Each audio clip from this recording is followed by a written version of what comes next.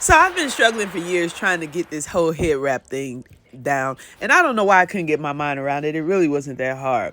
But I seen a TikTok video and here I go. All you gotta do is put your hair up in a ponytail. Well, at least if you have this much hair.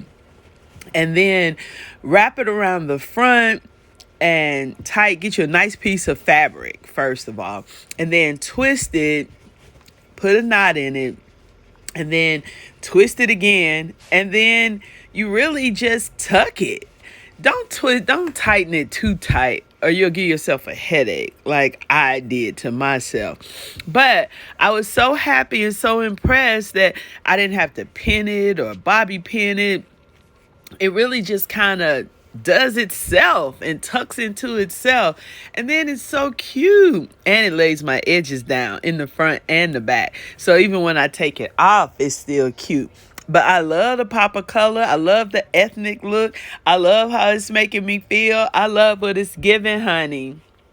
Yes, I'm all ethnic today. I'm on my black girl. Hey.